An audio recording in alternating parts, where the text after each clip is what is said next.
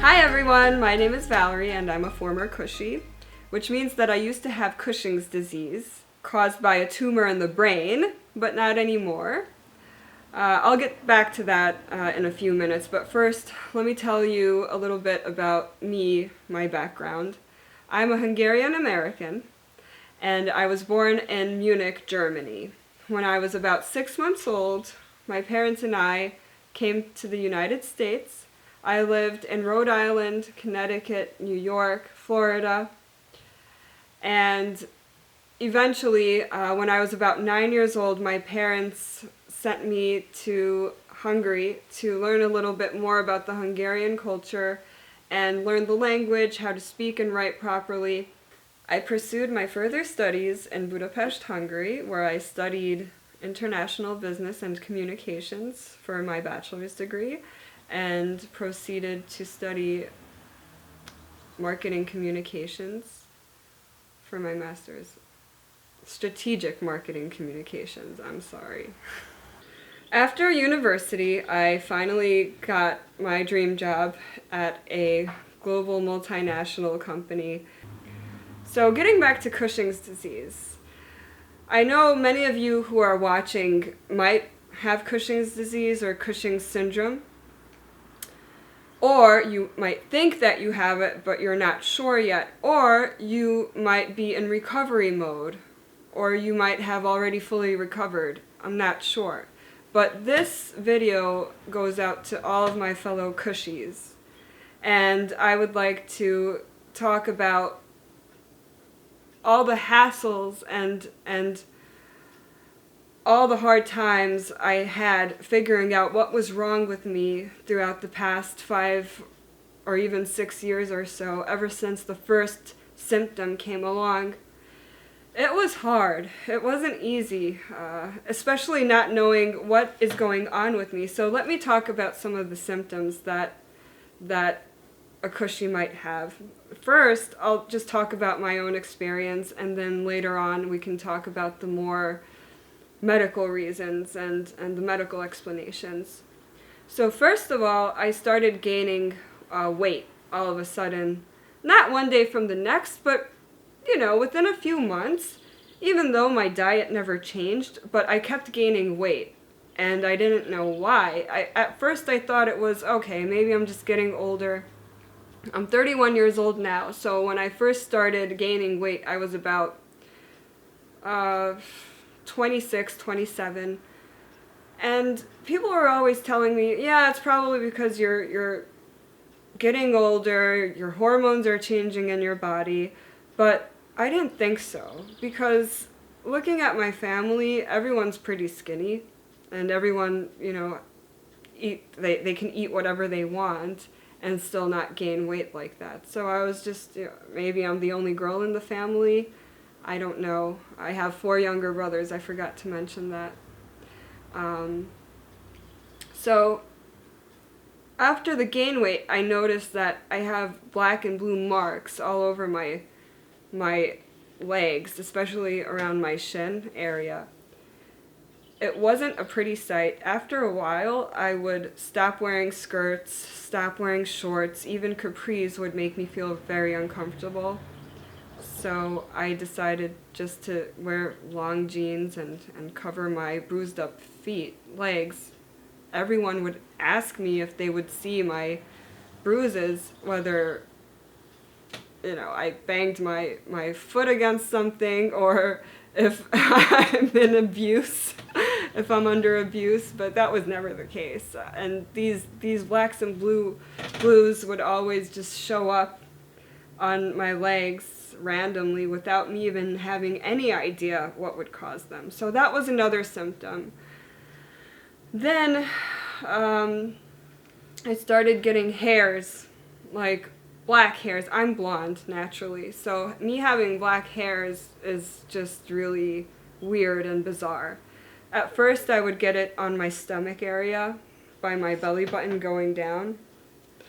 And then I realized that the black hairs would start growing on my neck, on my chin, and eventually it would just, well, it wasn't a beard, but I'm sure if I would have let it grow out, then it would have been very obvious and not a pretty sight. So that was another change in my body that I thought was very weird.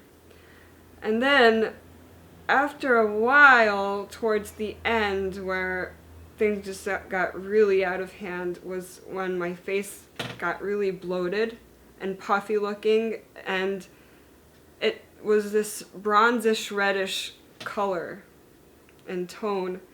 And I remember that sometimes my colleagues and my friends would come up to me and say, "Hey, did you just get back from vacation? Or you look really nice and tan, where were you? Or do you self-tan?" And no, I'm barely under the sun.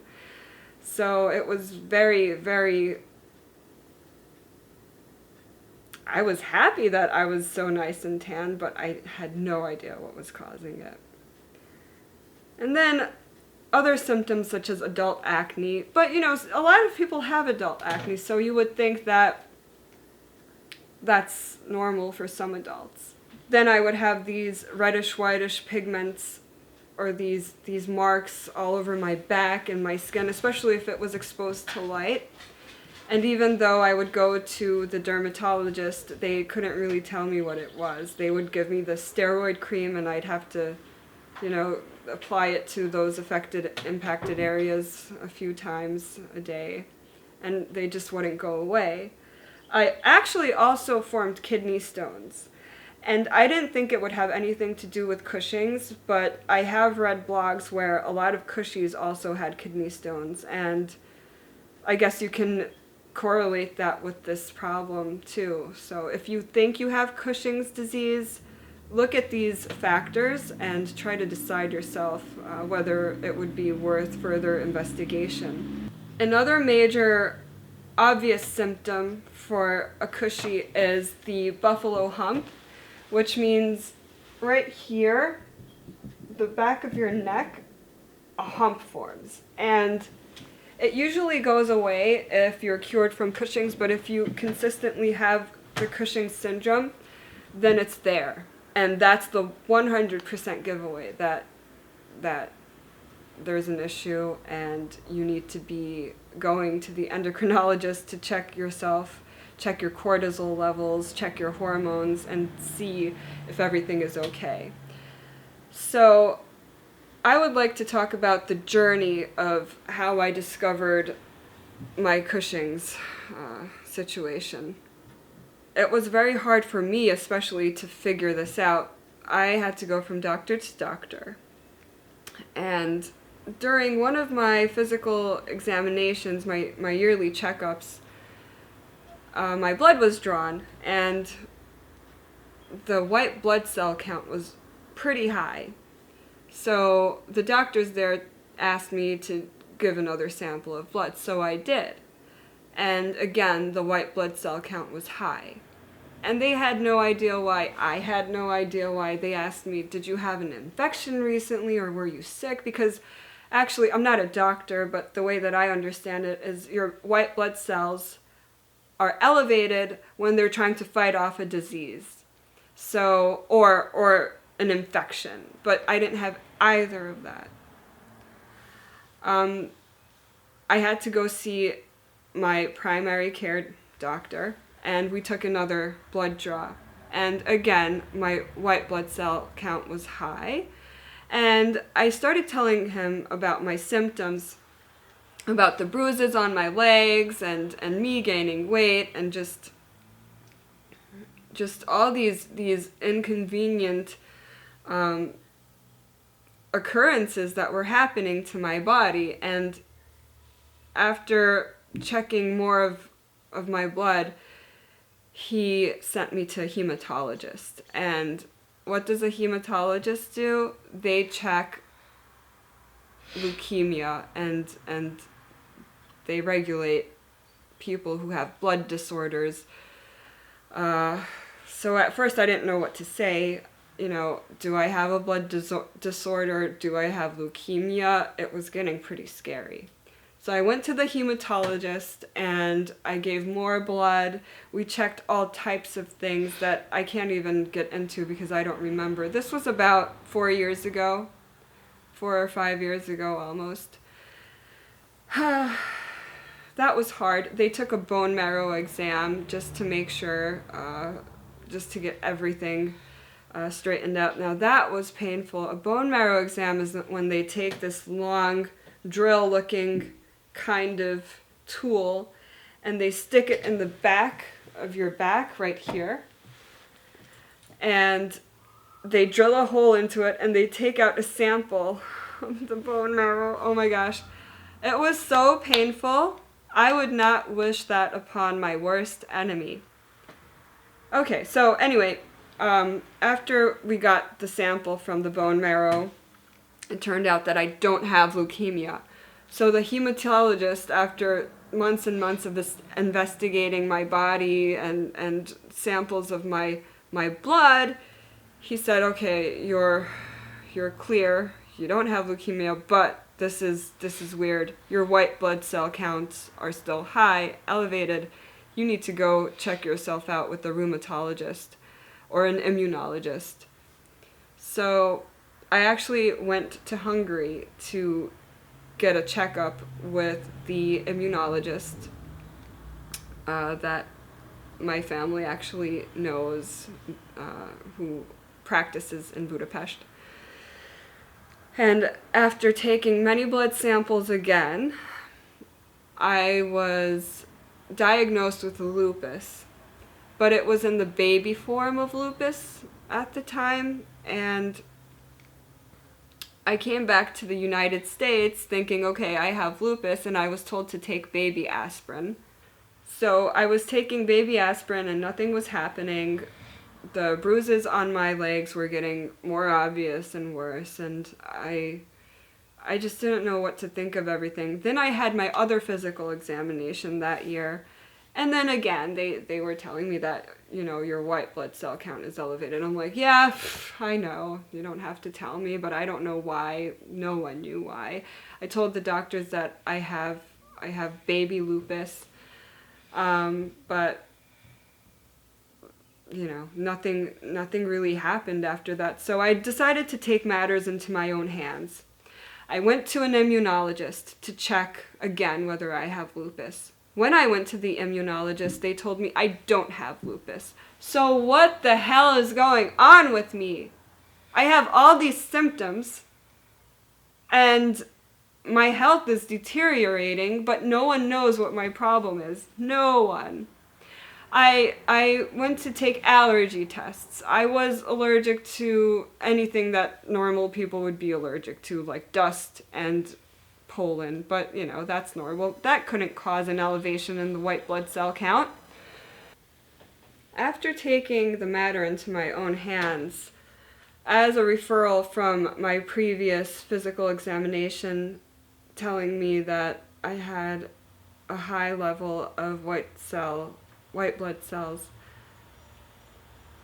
and my hormones were kind of out of balance, I went to an endocrinologist and we tried to investigate further what could be wrong. It was weird because I had adult acne, I had the beard going on, and the black hairs just randomly appearing on my body, the weight gain, just the puffy face, and I was just so sick and tired of getting a great answer.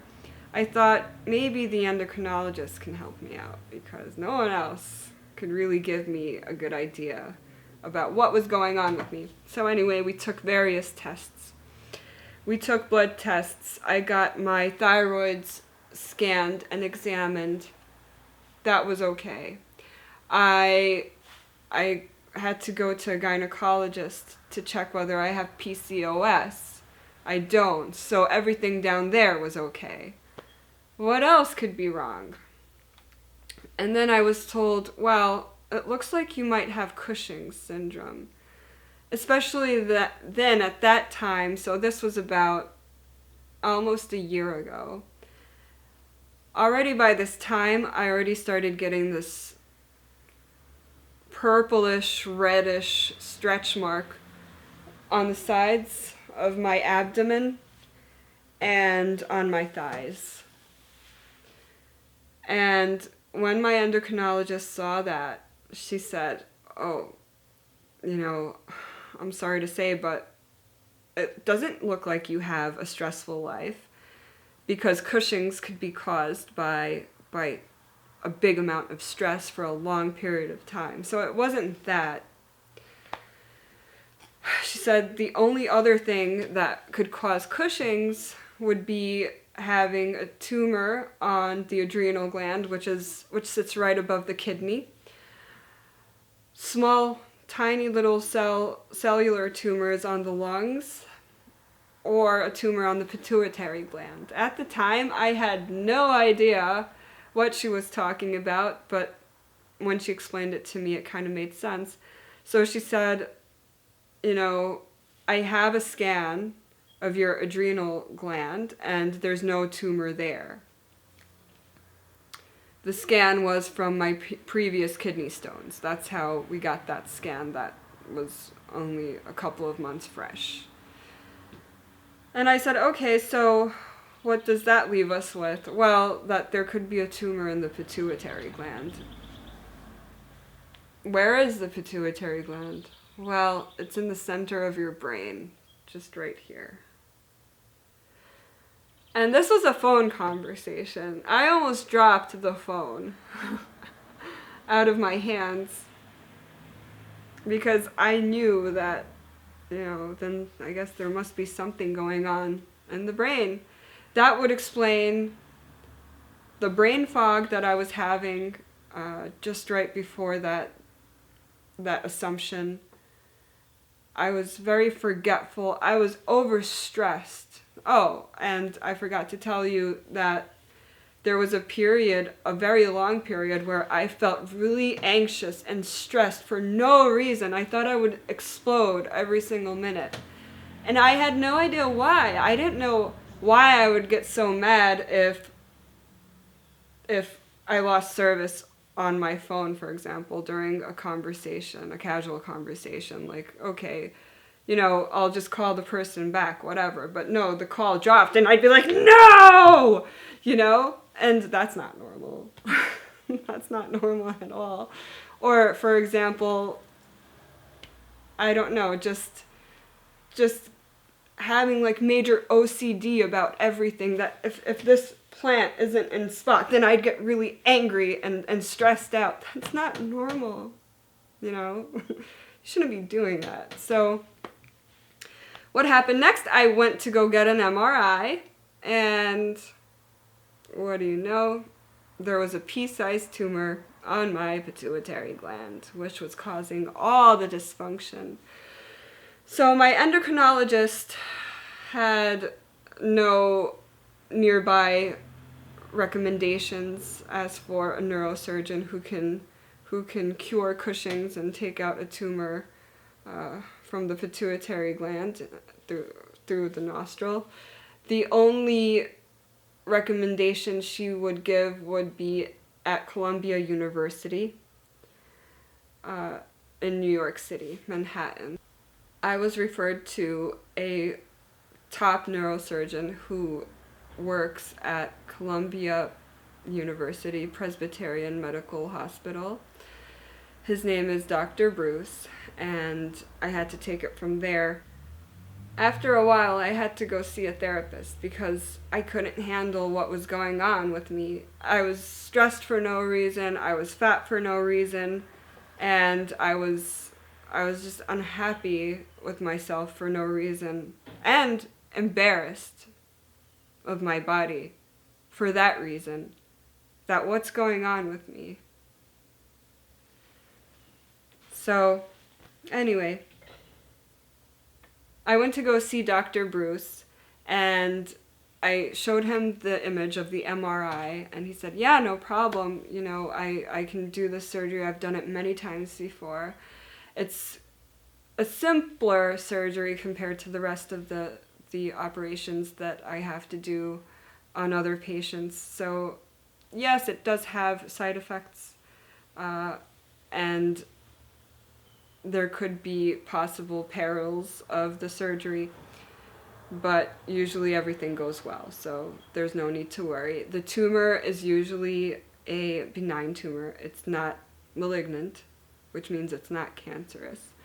But you only know once you take it out. Some risks of removing the tumor from the pituitary gland could be loss of vision, because the optic nerve is right there, very close to the pituitary gland, which you can see in the image that is shown to you now.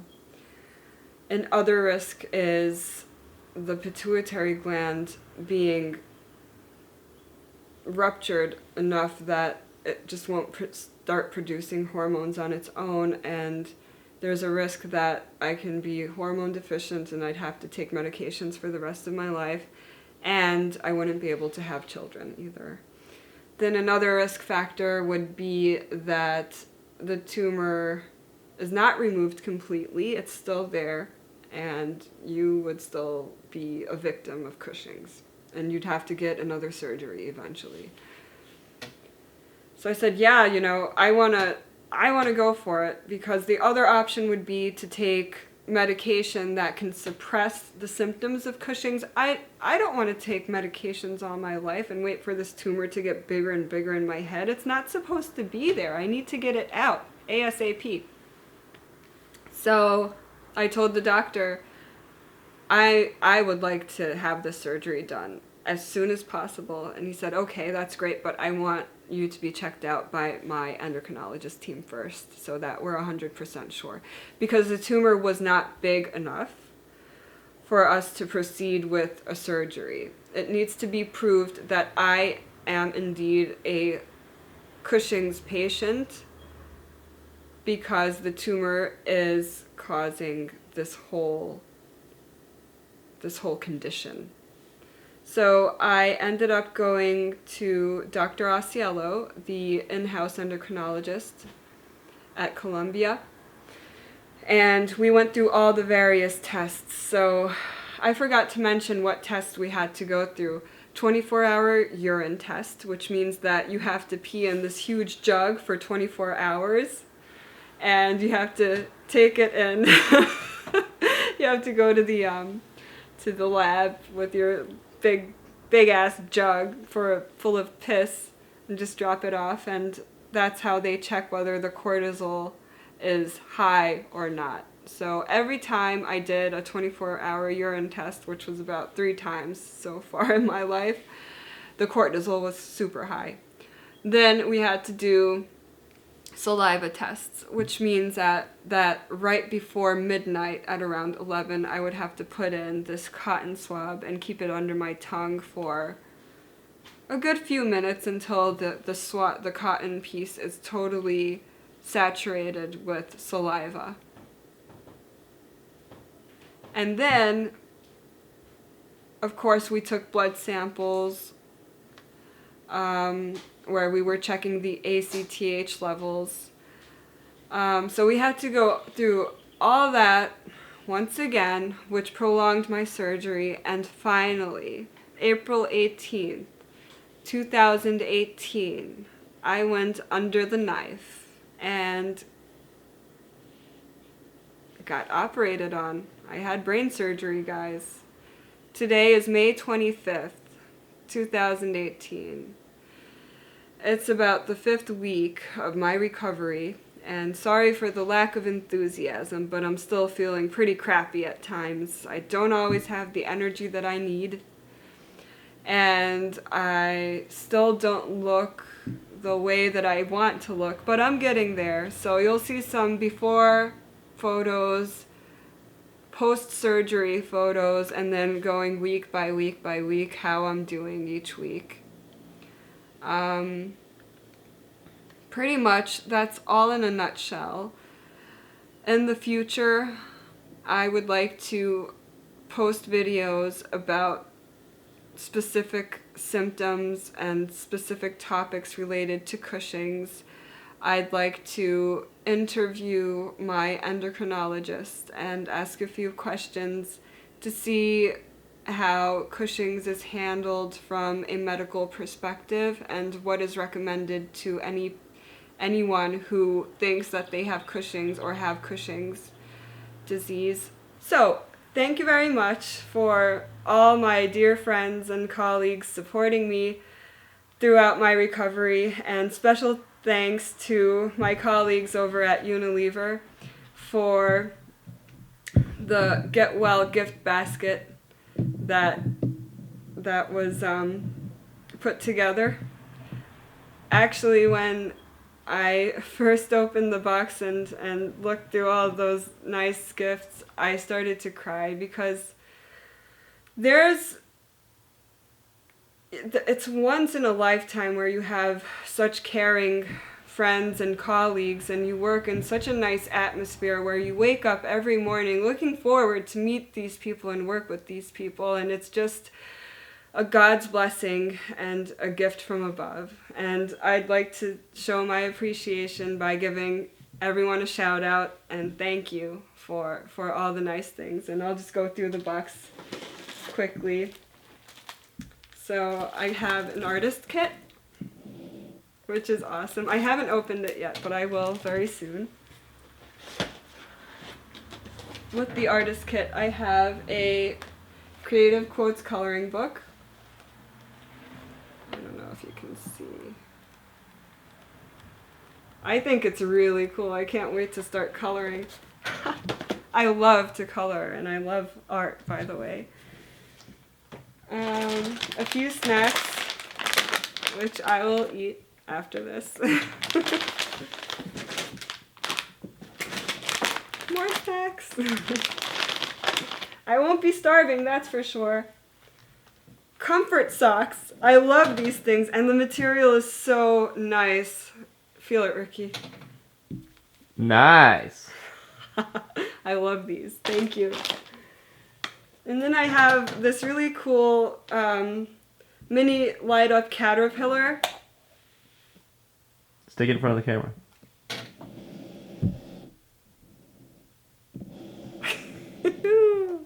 This is really cool. I love it. Chocolate, my favorite. A nice warm decorative throw on my chilly days, chilly nights while in bed. It really matches my complexion now that I don't have the red puffy face anymore, especially.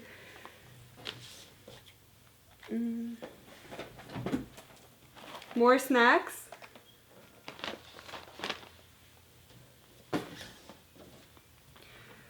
Real world mindfulness for beginners, which is very, very interesting because, you know, this book is about focus and concentration, stress and worry, and a cushy goes under huge amounts of stress, humongous amounts of stress because of the high cortisol level. So in the past few years, my cortisol levels were so high that someone would experience such levels after getting into a car accident. Okay, that's how I was all the time, 24/7 for years. And eventually this builds up in your system, and hence the weight gain. See, that's another thing. You get brain fog, and sometimes your brain gets kind of fuzzy. Even after the surgery, I feel. But I gained weight, especially around my abdomen. And, you know, I used to have a six-pack, okay? I can show you photos from before, through my earlier 20s, where my stomach was this flat and you could actually wash clothes on it. No, just kidding. But, yeah, so it was so strange. Anyway, thank you for this book. This will be amazing because I really need to learn how to be mindful after all that stress that I went through. Batteries, and I'll show you for what. Candle fountain. Pretty cool, right? So, thank you very much. I really appreciate it. And thank you for the gift basket from Tate's Bake Shop as well. Thank you very much from the Thrive team I'm part of the Thrive Wellbeing team at Unilever, and they were so nice to send me a nice gift full of tasty treats like brownies and like a pound cake that was so nice and chocolatey and fudgy. So thank you everyone. So that was it in a nutshell. Don't forget to subscribe to my channel down below, and bye!